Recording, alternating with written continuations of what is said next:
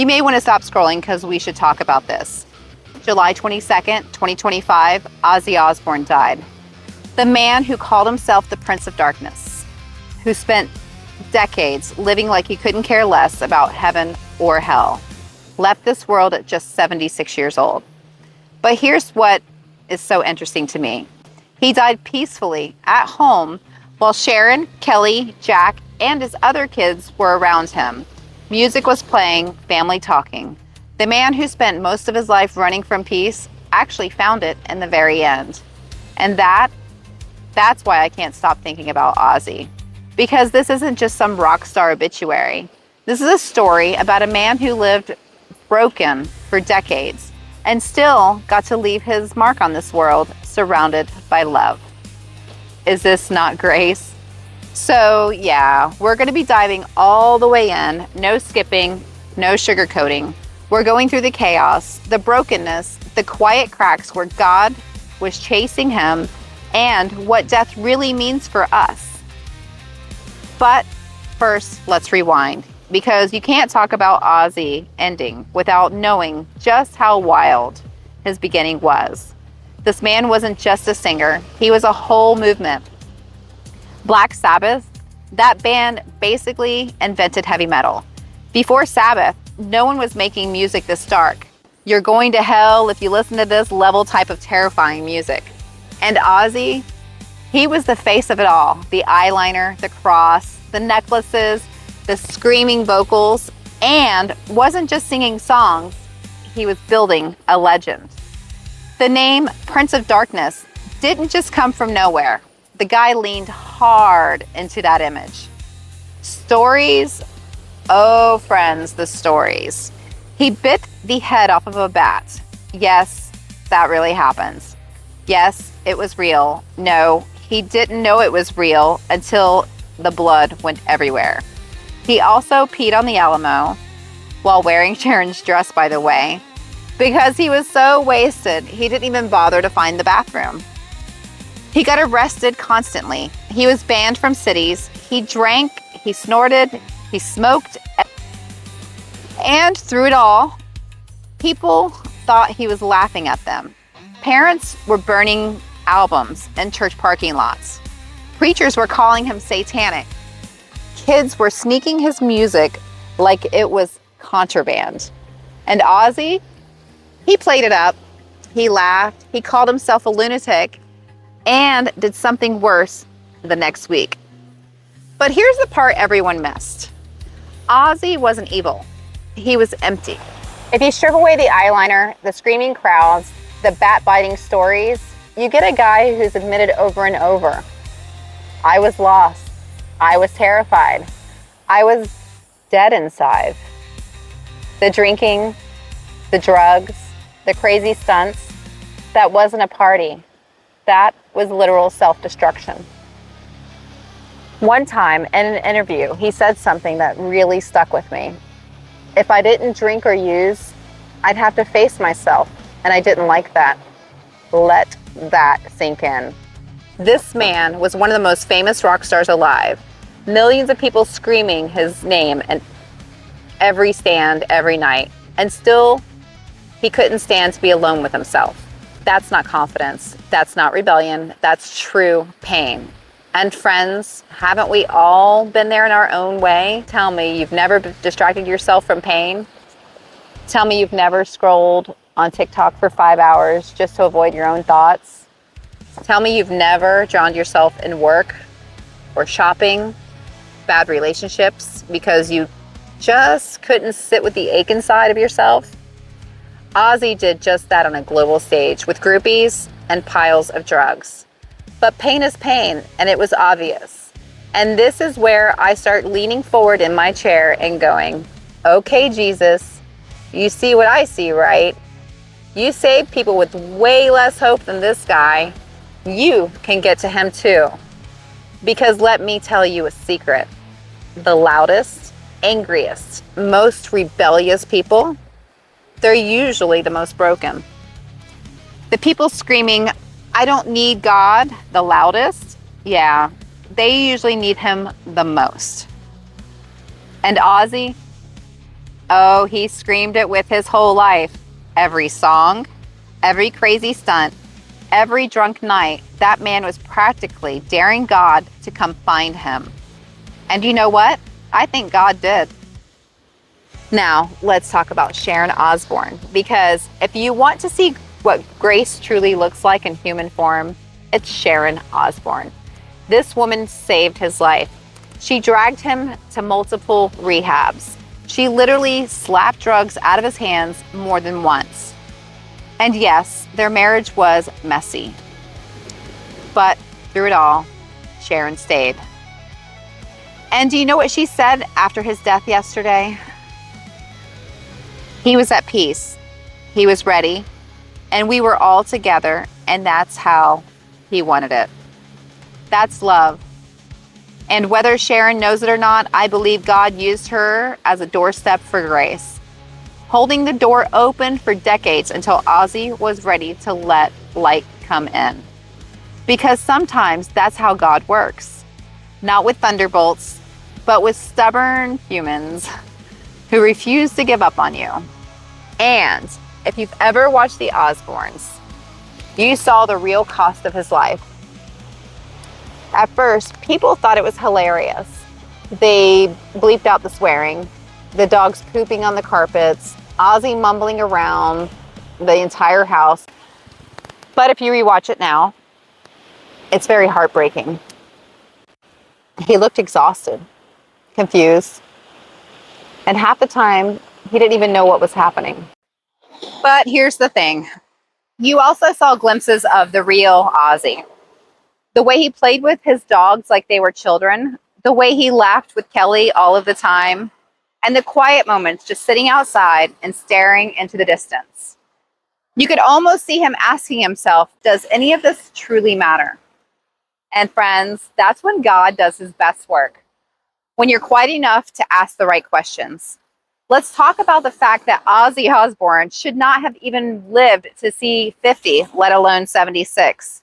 This man lived through things that kill most people instantly. Overdoses so bad, Sharon had to literally throw ice water on him, slap him back to life, and jam an adrenaline shot straight into his leg. A 1982 plane accident that killed members of his crew. He was supposed to be on that plane. Last minute change, he lived. Motorbike and ATV accidents, one in 2003, that left him with a coma, a broken neck, collarbone, and ribs. Doctors thought he would not survive. And years of nonstop drug use and alcohol that should have fried his liver, his brain, and his heart. And you know what Ozzy had to say about all of this? Somebody's keeping me here. Somebody. No, I'm not lucky. Not I'm tough. Just somebody. You don't use that word accidentally. Deep down, even if you don't admit it, you know you were talking about God. Yes, Ozzy, somebody is. The last 5 years of his life were brutal. Ozzy called them absolute hell. Parkinson's stripped him of his balance, his speech, his ability to do what he loved. The man once jumped around stages in front of 50,000 people. But here's the twist. That suffering changed him. In interviews, he went from wild, sarcastic Ozzy to a man who talked about gratitude, family, and faith. He said things like, I thank God every morning I wake up because I don't know how many mornings I have left. Do you hear that? That's not the same man from the 80s, the Prince of Darkness. The Prince of Darkness was not thanking drugs, luck, or fate. He was thanking God himself. Sometimes pain softens people in a way that nothing else can. And for Ozzy, I think Parkinson's was just that thing. And then came July 2025, Ozzy's last big public moment. Just weeks ago, at his final Black Sabbath concert in Birmingham, the man could barely stand for long stretches, but he still came out and still gave everything he had. And when he looked out in the crowd of 42,000 people, you know what he said? God bless you all. Let that sink in. A man who spent decades being called satanic, whose nickname was literally the Prince of Darkness, left the stage with God bless you all. Some of you may think he meant it casually, but when you're 76, sick and facing death, you don't waste words. That came from a real place. And then yesterday, he passed away peacefully. Now, Sharon said he was at peace. He was ready, and we were all together, and that's how he wanted it. That's not the ending of a villain. That's the ending of a man who maybe, just maybe, finally stopped running. And now the big question, Joy, do you think Ozzy went to heaven? Here's my answer.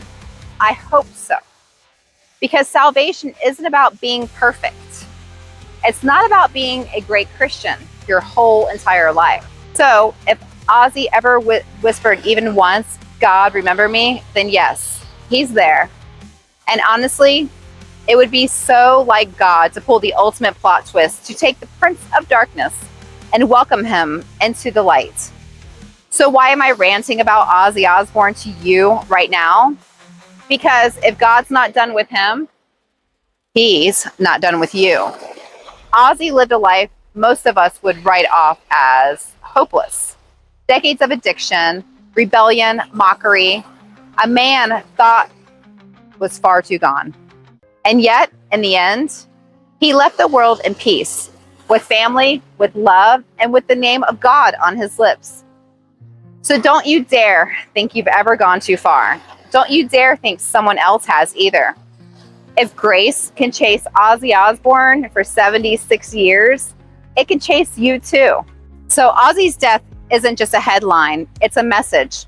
The message is it's never too late. You can spend your whole life running from God, and he will still be there when you finally turn around. Now, the wildest, most rebellious people, yeah, they're often the one God uses to show us how powerful his mercy really is. Ozzy's life reminds me of this. God plays the long game. He is not in a rush. He's very patient, and he'll keep chasing you no matter how far you run. So that's the story. Ozzy Osbourne, the bat-biting, chaos-living, world-shocking Prince of Darkness, left this world in peace. And that, friends, is proof of one thing.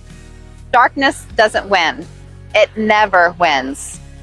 And now, before Ozzy Osbourne was the Prince of Darkness, he was just John Michael Osbourne, a working-class kid from Birmingham, England. And friends, this matters. Because chaos doesn't just appear out of nowhere. It has roots. Ozzy grew up poor. His dad worked nights at a factory. His mom worked days. 6 kids stuffed into a tiny house. Money so tight they shared beds. Ozzy was shy and insecure. Bullied for having learning disabilities, later diagnosed with dyslexia. He said kids mocked him daily, and he felt like a stupid, ugly mistake. By age 11, he was already looking for a way to escape himself. The first time he heard the Beatles, he said it was like God touched my soul through music. It was the first time he felt seen, even if only through a song. But instead of following the Beatles' path, Ozzy went much darker. By 15, he dropped out of school, worked random jobs, and started drinking heavily. At 17, he was arrested for burglary and spent 6 weeks in jail, and later said, I was scared out of my mind. I knew I was headed for trouble, but I didn't know how to stop it. See what I mean? Even before Black Sabbath, this was a man spiraling, not out of hate, but out of hopelessness. Then came Black Sabbath, 1964, world working class guys from Birmingham, just trying to make loud music. Now, they didn't set out to be satanic. They were just fascinated by horror movies and thought, what if we made music that felt as scary as those films? And it worked. Their heavy, doom-filled sounds terrified parents and thrilled teenagers. Songs like Black Sabbath, War Pigs, and Paranoid became anthems.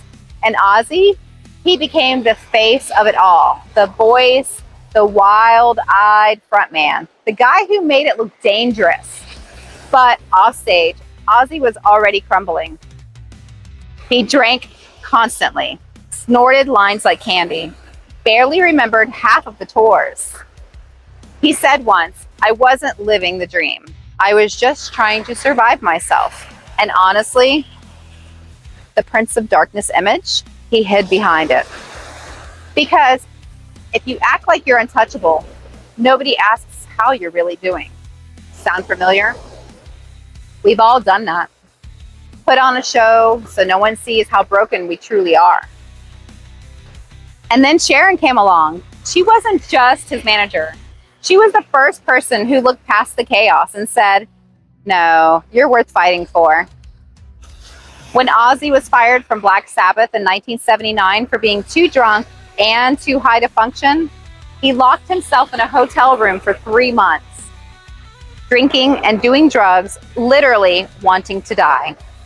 Sharon didn't let him.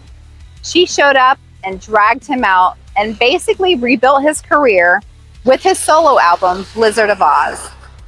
But it wasn't just business. She became his anchor through every relapse, every near-death moment. She kept fighting. And Ozzy admitted it. Even in his most messed up moments, "I owe her everything. She saved my life."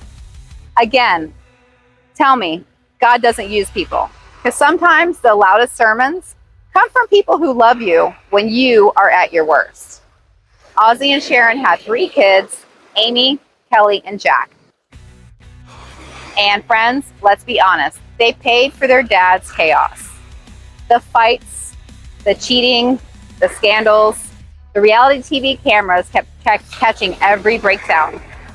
Kelly and Jack both struggled with addiction themselves, a painful mirror of their dad. Jack later said, "I didn't just inherit my dad's fame, I inherited his demons." But here's the redemption arc. In the last decade, the family healed. Ozzy made amends. Jack got sober, and Kelly openly credited her dad for inspiring her to get clean. After Ozzy's death, Kelly posted, "You are love and chaos in one human. I'll miss you forever, Dad." That's not bitterness, that's love. That last 5 years for Ozzy were hell physically, but they softened him spiritually. Parkinson's humbled Ozzy. He couldn't tour like before. He had to sit still for the first time in his life. And when you sit still, you think. He started thanking God publicly. He talked about how grateful he was to wake up each and every day. He became quieter and more reflective. The crazy Ozzy everyone knew. Still there, but muted. And then came his final word to the world: "God bless you all." The man who once screamed rebellion ended with a blessing. Tell me that's not God at work. Ozzy himself, in his later years, practically told us how he wanted to be remembered. In one of his last interviews, he said, "I've been a bad man, but I hope when I die, God says, 'All right, you messed up. Come on in.'" Do you feel that? That's not arrogance. That's hope. That's a man quietly wishing grace is real. And you know what? I believe it is. I believe God heard that and heard him. Because you don't survive what Ozzy survived unless somebody, capital S, was here keeping you for a reason. Don't miss this. If God's not done with Ozzy, he's not done with you. You think you've gone too far? Ozzy bit a bat, peed on the Alamo, and nearly destroyed himself with drugs, and still died peacefully, loved. And so here we are, a kid from Birmingham who grew up feeling stupid and worthless, became one of the most iconic, famous rock stars in history, that ended up living long enough to hold his grandchildren. The same guy who built an entire career off of rebellion and chaos spent his last days quietly saying, "I thank God every morning I wake up." And in the end, he didn't die alone. He died at home, surrounded by love, his family's hands on him, with peace in the room. Ozzy's story isn't just about rock and roll or fame. It's about hope. It's about the fact that grace doesn't give up, even when you're running from it as fast as you can. It's about the fact that you could spend 76 years messing up, and God will still be standing there waiting for you to turn around. And if God's not done with someone the world literally called the Prince of Darkness, He is not done with you. Fans will remember the music, sure, the bat incident, the chaos, the crazy laughs. But the real legacy is this: that broken people can still love deeply, that you can fail 1,000 times and still matter, that even life as messy as Ozzy Osbourne's can leave behind hope. People aren't just saying rest in peace. They're saying, you gave me courage to keep going.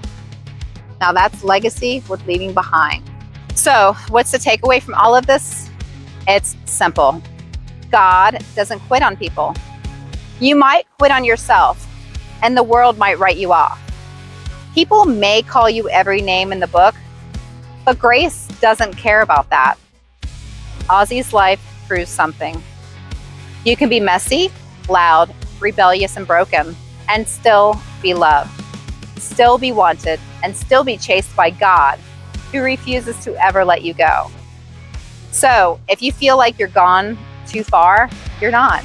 If you still have breath in your lungs right now, that means God's still after you. I think it's time for a prayer before we leave. God, thank you for never giving up on us, even when we're running the other way. Thank you for reminding us through Ozzy's story that it's never too late to turn around, never too late to be loved, never too late for peace. Now, for the person watching this right now who feels too far gone, wrap them in your grace. Chase them down, Lord, like you chased him. And help us all remember this: if you can love the Prince of Darkness, you can love us too. Amen. If this hit you today, don't just scroll away. Drop it in the comments. Grace doesn't quit. Say it out loud. Claim it. And if you know someone who's struggling, someone you think may feel too far gone, share this with them, please. You never know. This might be the reminder they need to keep going. All right, besties, that's it for today. Ozzy's story is proof that hope doesn't die, even in the darkest places. I'm rooting for you, and I'll see you in the next one.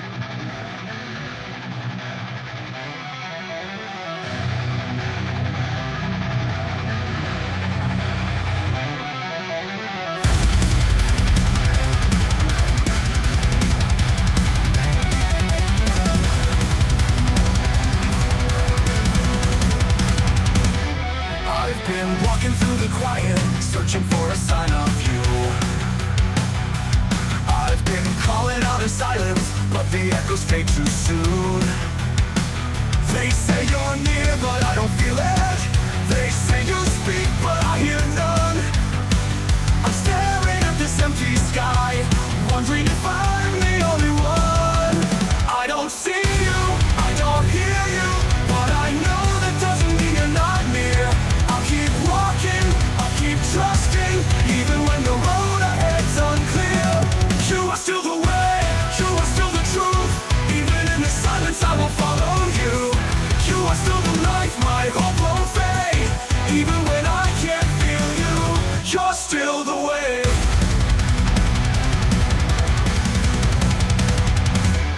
I've been drowning in the questions, wondering if you really see. But I remember the garden when you felt the same as me. You were crying in the shadows with the weight of all my sin.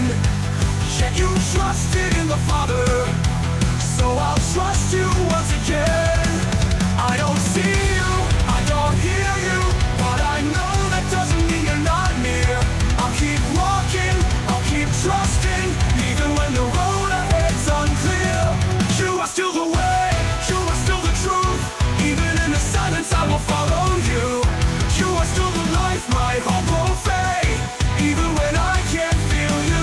You're still the way.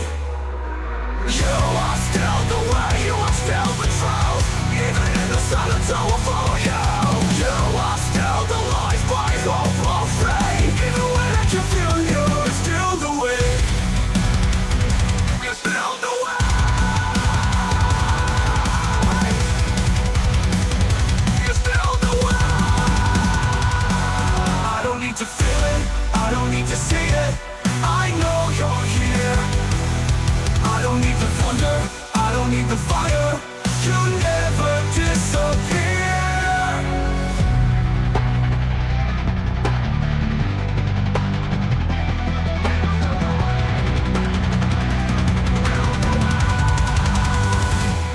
You are still the way, you are still the truth.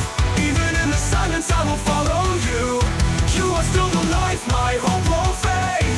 Even when I can't feel you, you're still